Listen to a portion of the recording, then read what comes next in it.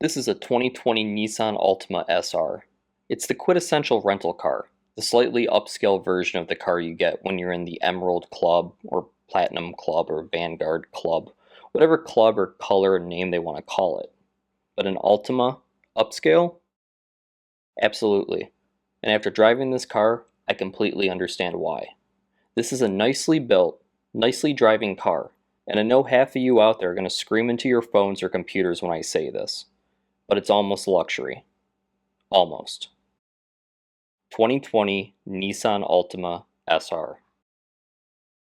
The Altima is Nissan's mid-size competitor to the Toyota Camry, the Honda Accord, the Chevy Malibu, and until recently, the Ford Fusion. In Nissan's lineup, it was placed above the Nissan Sentra, but below the Maxima. The Altima lineup came to the US in 1993, riding on the U13 platform.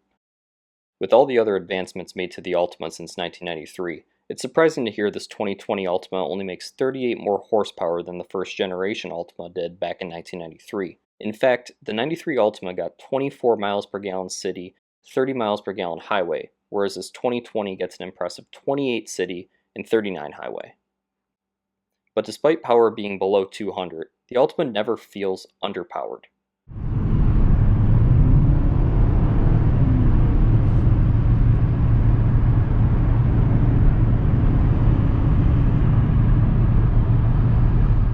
This Altima is powered by a 2.5-liter PR25DD i4 engine making 188 horsepower and 180 pound-feet of torque. The KR20DD ET turbocharged i4 makes 248 horsepower and 273 pound-feet of torque. And surprisingly, the car is available in both front and all-wheel drive configurations, but only front-wheel drive for the turbo version.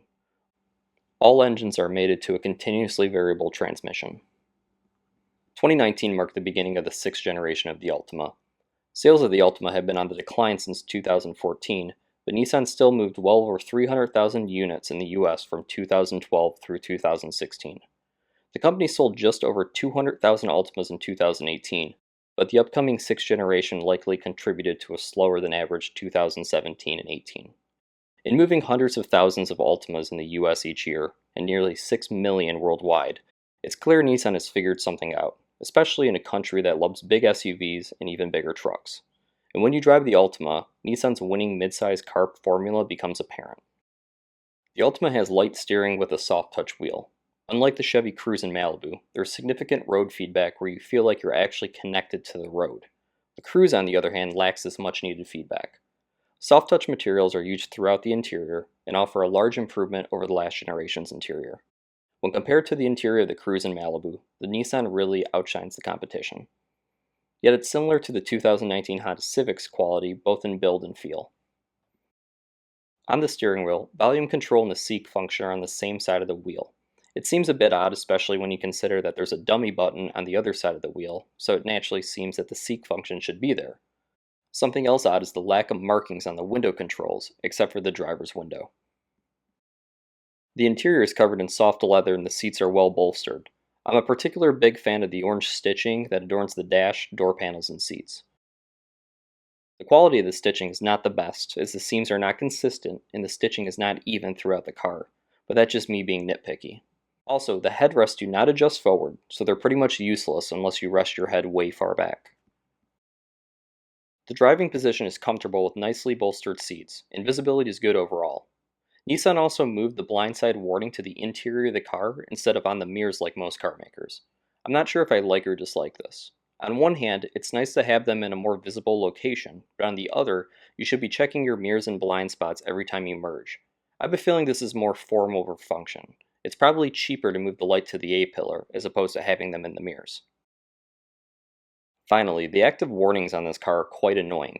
It beeps obnoxiously when you're backing up, if there's a car anywhere near your blind spot, if you're coming to a stop and it thinks you're going too fast, or if you leave your car parked and on for more than a few minutes. I'm sure these warnings can be turned off, and if I owned a Nissan Altima, this would be the first thing I would do. As for the gauges and radios, the displays are crisp on both.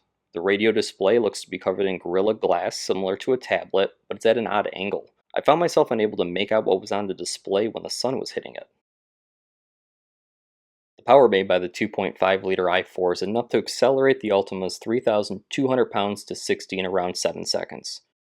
The 2-liter turbo accelerates to 60 in under 5.9 seconds, which really is incredible, especially when you consider the 2009 Mustang GT Premium accelerated from 0 to 60 in 5.1 seconds. The continuously variable transmission in this car is superb. In fact, Nissan's CVT in this car is so great that you're unaware that you're driving a car with a CVT as opposed to a traditional automatic. Now let's talk about the design of the Altima.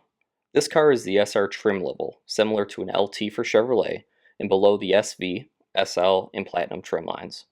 And on a side note, I've always been a big fan of car companies using something different than LT or XLT for trim levels. It's the little things like that make them stand out.